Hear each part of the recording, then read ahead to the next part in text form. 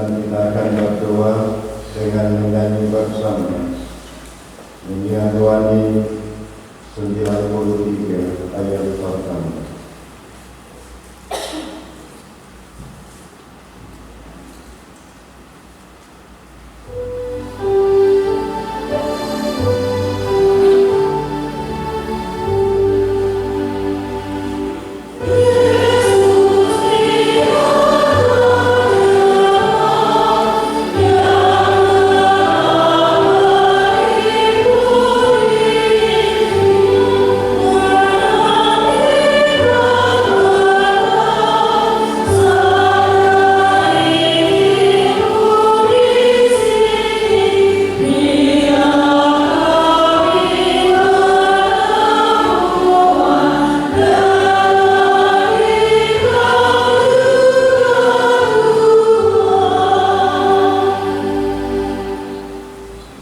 Galatia 3 ayat 15 hingga 29. Hukum Taurat atau janji. Saudara-saudara, baiklah dipergunakan suatu contoh dari hidup sehari-hari, suatu wasiat yang telah disahkan, sekalipun ia dari manusia, tidak dapat dibatalkan atau ditambahi oleh seorang. Adapun kepada Abraham diucapkan segala janji itu, dan kepada keturunannya, tidak dikatakan kepada turunan-turunan, seolah-olah dimaksud banyak orang, tetapi hanya satu orang. Dan kepada keturunan, yaitu Kristus. Maksudku ialah janji yang sebelumnya telah disahkan Allah, tidak dapat dibatalkan oleh hukum Taurat yang baru terbit 430 tahun kemudian, sehingga janji itu hilang kekuatannya. Sebab jikalau apa yang ditentukan Allah berasal dari hukum Taurat, ia tidak berasal dari janji, tetapi justru oleh janjilah Allah telah menganugerahkan kasih karunia-Nya kepada Abraham. Kalau demikian, apakah maksudnya hukum Taurat?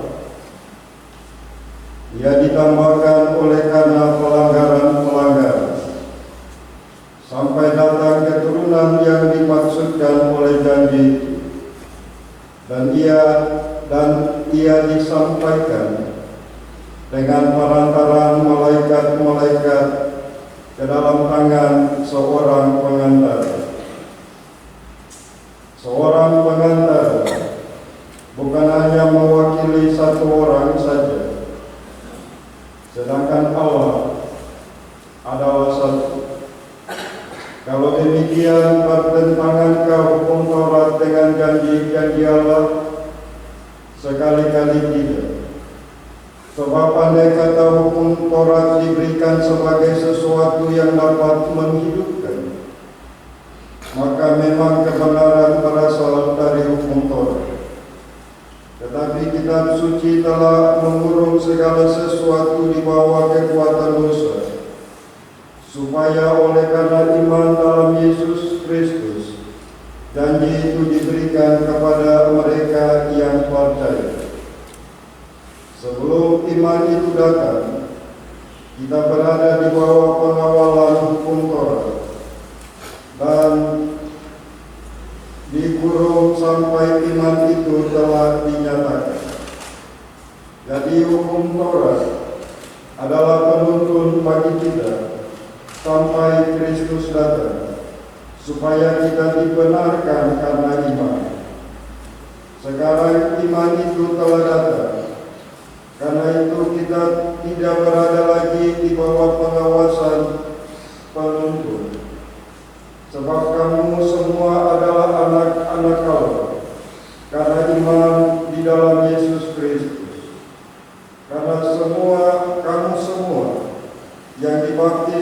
dalam Kristus telah mengenakan Kristus. Dalam hal ini tidak ada orang Yahudi atau orang Yunani, tidak ada hamba atau orang merdeka, tidak ada laki-laki atau perempuan, karena kamu semua adalah satu di dalam Kristus Yesus. Dan jikalau kamu adalah milik Kristus, maka kamu juga adalah keturunan Abraham dan berhak menerima janji Allah. Demikian firman Tuhan. Bapak Ibu saudara-saudara, Shalom. Kita ada di 3 hari yang lalu. Kita baru merayakan hari kenaikan Tuhan Yesus ke surga. Dan minggu depan kita merayakan Pentakosta atau memperingati pencurahan Roh Kudus yang dijanjikan Allah kepada murid-murid.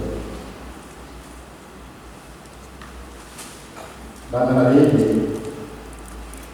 dalam masa penantian sampai pada pencurahan Roh Kudus, kita kembali belajar dari kitab Galatia yang merupakan lanjutan dari pembacaan kita minggu lalu. Yang menarik Bapak Ibu, pembacaan kita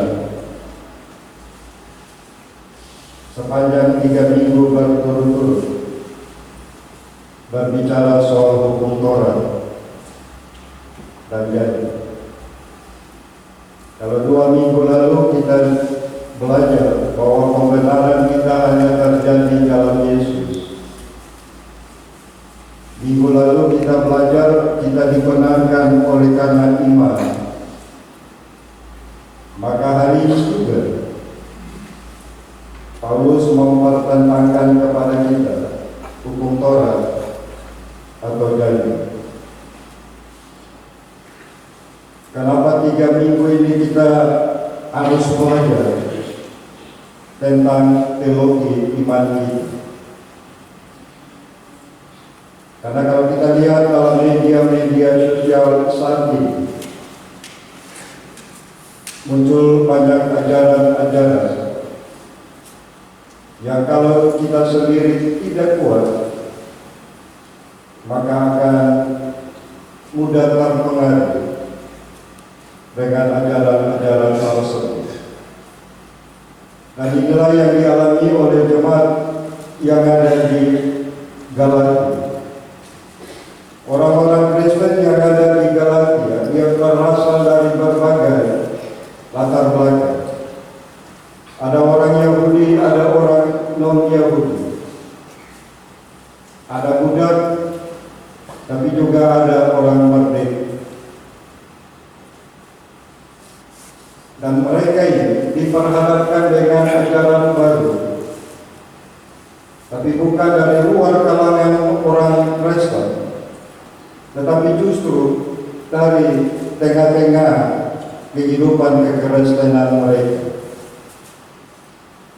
Orang-orang Kristen asal Yahudi atau juga yang disebut dengan kaum Yudaisme mengajarkan bahwa keselamatan tidak hanya dengan kita percaya kepada Kristus, tapi juga harus menjadi bagian terhisap masuk menjadi bangsa Israel dan melakukan seluruh hukum yang Musa terima dalam perjalanan bangsa Israel menuju tanah Kanaan. Perlu Bapak Ibu kita semua memahami hukum Taurat yang dimaksudkan bukan hanya 10 hukum yang Musa terima di atas Gunung Sinai, tapi juga ada 613 hukum yang Tuhan berikan kepada umat, kepada bangsa Israel untuk dilakukan dan tidak dilakukan dalam perjalanan hidup mereka. Kalau kita baca Imamat, kitab Imamat, ada peraturan tentang sunat, ada peraturan tentang makanan haram dan tidak haram, ada peraturan bagaimana mempersembahkan korban penebus dosa, penghapus salah, korban sajian, korban bakaran, dan sebagainya. Dan di tengah-tengah pengaruh ajaran itulah Paulus menulis bagian ini untuk meneguhkan orang-orang Kristen saat itu, tapi juga bagi kita, bahwa keselamatan kita tidak ditentukan pada hukum Taurat, tetapi keselamatan kita ditentukan dengan iman kita kepada Allah. Dan karena itu Bapak Ibu, 2 minggu lalu kita belajar itu hukum Taurat tidak menyelamatkan. Yang menyelamatkan adalah ketika kita percaya Yesus adalah Tuhan dan Juru Selamat. Dan untuk meneguhkan kita di minggu ketiga ini soal iman dan hukum Taurat, soal hukum Taurat dan janji Allah, maka kita belajar 3 pesan penting yang Paulus sampaikan dalam bacaan ini. Ada 3 hal penting Bapak Ibu yang Paulus pesankan kepada umat di Galatia, tapi juga kepada kita yang beribadah hari ini. Yang pertama, Paulus mengajarkan dan mengingatkan kita bahwa percaya pada janji keselamatan Allah jauh lebih utama daripada melakukan hukum Taurat. Kenapa Bapak Ibu? Paulus dalam bacaan kita bilang janji Allah itu dimulai ketika Allah memanggil Abraham. Karya keselamatan Allah untuk menebus manusia dari keperkosaan mereka dimulai ketika Allah memanggil Abraham. Dan janji keselamatan ini digenapi di dalam Yesus lewat pengorbanannya di kayu salib, lewat kematian dan kebangkitan, tapi juga lewat kenaikannya ke surga.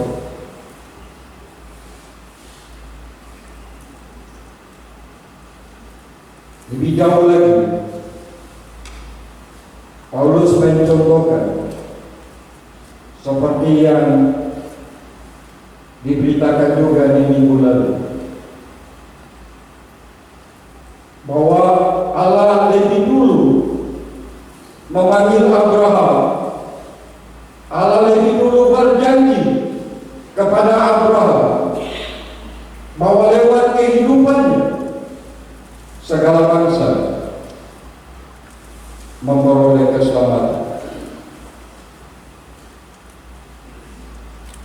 Dan Abraham tidak hidup di bawah hukum Taurat, karena hukum Taurat menurut bacaan kita baru diberikan 430 tahun sesudah Abraham. Dan puncak dari kepercayaan dan ketaatan Abraham ketika ia mempersembahkan Ishak kepada Tuhan. Karena kepercayaan mutlak Abraham pada janji Allah, maka Abraham disebut bapa segala orang beriman. Dan itu artinya Bapak Ibu Saudara-saudara, sekali lagi, selaku anak-anak Tuhan, selaku orang-orang yang percaya bahwa dosa kita telah diampuni di dalam Kristus, kita memperoleh jaminan keselamatan dan kita mempunyai tempat dalam kerajaan surga. Maka kita diminta, seberat apapun tantangan persoalan hidup kita tetap berdiri dalam iman percaya kita. Dalam situasi hidup apapun yang kita alami, baik selaku pemuda-pemudi, selaku orang tua, kita tetap percaya Allah yang kita imani telah menyediakan keselamatan dan hidup kekal bagi kita.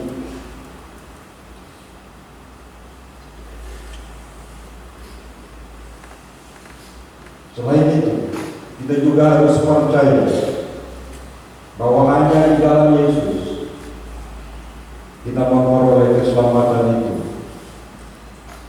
Dan itu yang diberitakan hari dalam peristiwa kenaikan Tuhan Yesus kemarin pada hari Kamis, bahwa Yesus adalah jalan dan kebenaran dan hidup. Tidak ada satupun yang datang kepada Bapa kalau tidak melalui Kristus. Itu keyakinan yang harus kita miliki. Kita punya Allah yang tidak hanya mengajarkan tentang keselamatan, tapi juga yang menyediakan keselamatan dan hidup kekal bagi kita yang percaya kepada-Nya. Karena itu Bapak Ibu, sekali lagi poin pertama, dalam situasi hidup apapun kita yang kita alami di dunia ini, berdirilah teguh dalam iman percaya kita. Yakinlah bahwa hanya Yesus dan cuma Yesus kita memperoleh keselamatan yang sesungguhnya. Dan karena hari ini juga ada pelantikan panitia pemilihan majelis jemaat yang baru, maka kita diingatkan selaku panitia bahwa tugas tanggung jawab ini untuk memilih orang-orang guna keberlangsungan pekerjaan Tuhan di dalam jemaat ini. Karena itu yang diminta kepada panitia. Kalau Yesus taat setia melaksanakan apa yang Allah perintahkan, maka kepada panitia taat setia melaksanakan tugas yang mulia ini. Ingat, keberlangsungan, keberhasilan pelayanan kita untuk 5 tahun ke depan ditentukan oleh saudara-saudara yang menjadi, ditentukan oleh jemaat yang memilih, tapi juga ditentukan oleh pelaksana harian majelis jemaat yang akan menetapkan. Karena itu setia melaksanakan panggilan ini, baik selaku panitia, tapi juga selaku anggota Sidikri. Yang kedua, Paulus mengingatkan kita semua yang percaya kepada Kristus bahwa sekalipun hukum Taurat tidak memberi keselamatan, tapi hukum Taurat itu penting bagi kehidupan kita. Sekali lagi Bapak Ibu, Paulus bilang sekalipun hukum Taurat tidak memberikan keselamatan, Tapi hukum Taurat itu penting bagi hidup kita. Kenapa penting? Supaya menuntun perjalanan hidup kita, supaya kita bisa melihat seberapa dalam hidup kita di dalam Tuhan, untuk melihat segala perbuatan kita apakah berkenan kepada Tuhan ataukah tidak. Hukum Taurat, kalau dalam minggu kemarin saya bilang untuk jemaat yang saya layani, hukum Taurat itu ibarat cermin. Kalau kita berdiri di depan cermin, kita bisa melihat rambut saya sisir bagus atau tidak, muka saya kotor atau tidak. Tetapi cermin, kalau dia bisa menampilkan hal-hal yang ada dalam diri kita, tapi cermin tidak bisa membersihkan apa yang dia lihat. Kalau dia lihat di muka kita bedak terlalu banyak, cermin tidak bisa membersihkan. Dan itulah fungsi hukum Taurat. Dia menunjukkan kepada kita sejauh mana hidup kita di hadapan Allah. Dia menunjukkan kepada kita keberdosaan kita. Karena sehebat apapun Bapak Ibu Saudara dan saya, sehebat apapun pendeta, dia tidak akan mampu melakukan semua hukum yang Tuhan perintahkan. Kalau 10 hukum Taurat gampang-gampang susah. Jangan berbunuh, jangan mencuri, jangan berzina. Tapi Yesus bilang, ketika engkau membenci saudara, ketika engkau memfitnah saudara, engkau sudah membunuh mereka.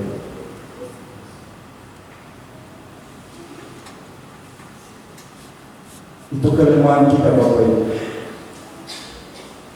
Sehebat apapun kita, seberiman apapun kita, kita tidak bisa melakukan semua yang Tuhan perintahkan dan tetapkan. Karena itu kita membutuhkan Yesus untuk menuntun perjalanan hidup kita. Kita membutuhkan Kristus untuk menebus segala dosa-dosa kita. Kita juga memerlukan Yesus supaya kita semakin sempurna melakukan apa yang Tuhan mau. Ingat, dalam peristiwa kenaikan Tuhan Yesus, Yesus tidak hanya mengutus kita untuk memberitakan Injil, tapi dia juga berjanji menyertai kita. Dalam amanat agung Tuhan Yesus dalam Matius 28 ayat 19 sampai 20, bagian terakhir, Yesus bilang, dan ketahuilah, aku menyertai engkau sampai akhir zaman. Bahkan pembacaan kita kemarin dalam perayaan kenaikan, sebelum Yesus naik ke surga, Ia menumpang tangannya kepada murid-muridnya. Ia memberkati mereka. Dan itu artinya Bapak Ibu, kalau kita mengandalkan Kristus dalam perjalanan hidup kita, kita akan disertai, kita akan dijaga, tapi juga kita akan diberkati oleh Tuhan. Karena itu poin kedua, dalam perjalanan hidup kita dalam situasi apapun, mari andalkan Tuhan.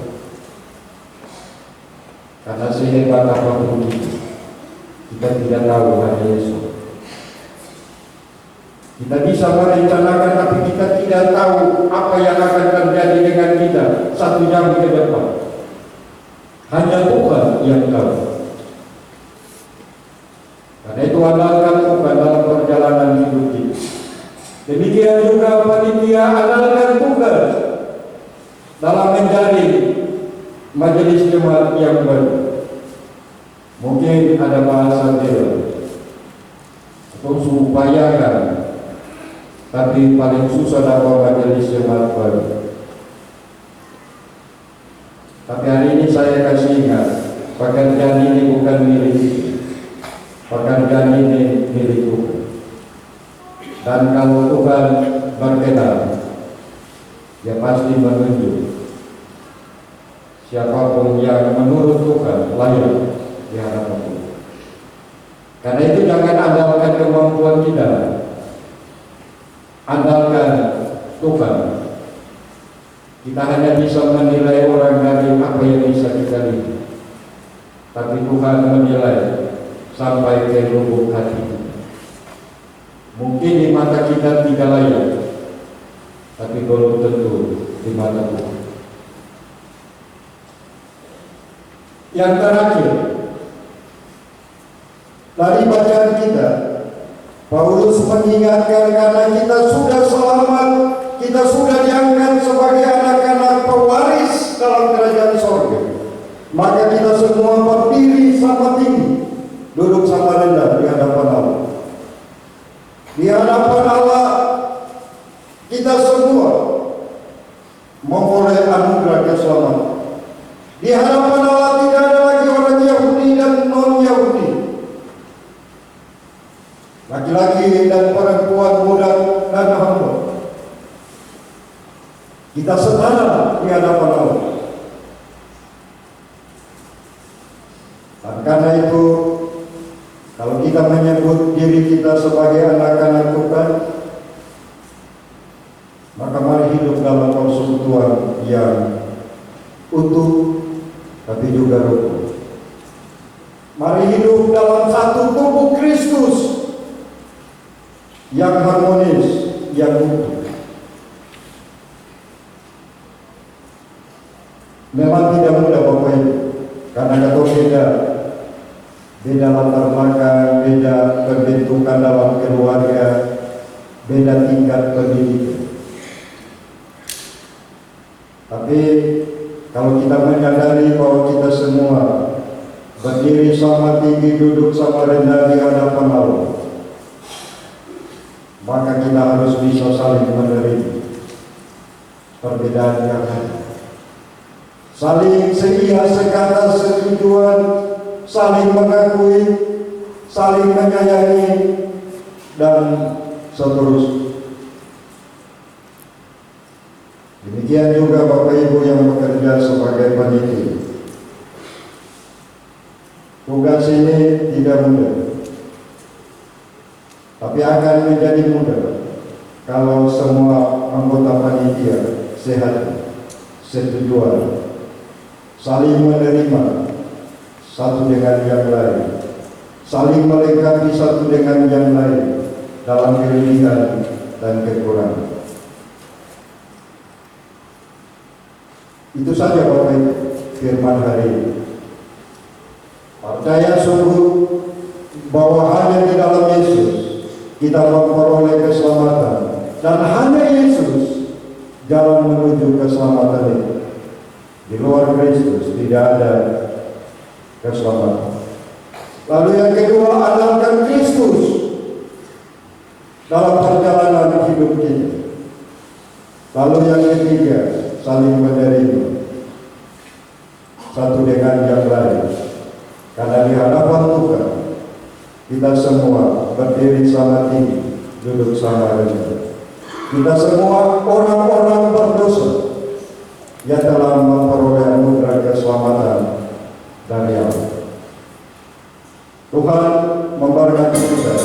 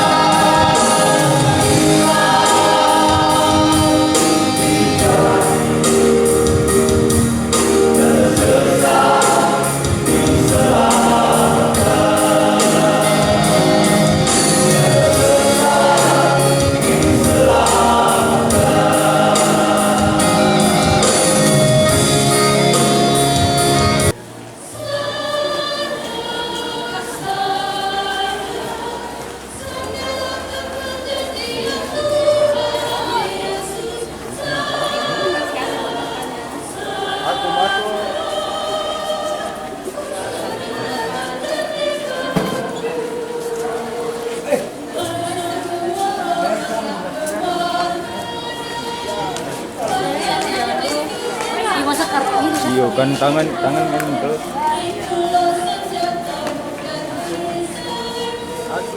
Apa?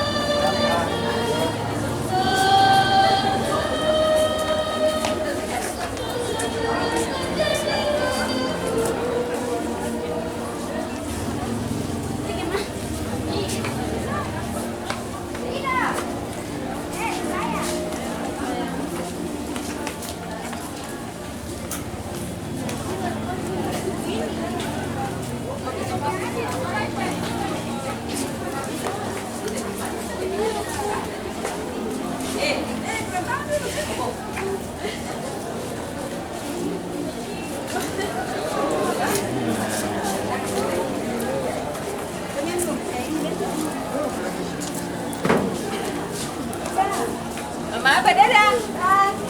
Menjauh dadah. Apa? Ayo. Ibu.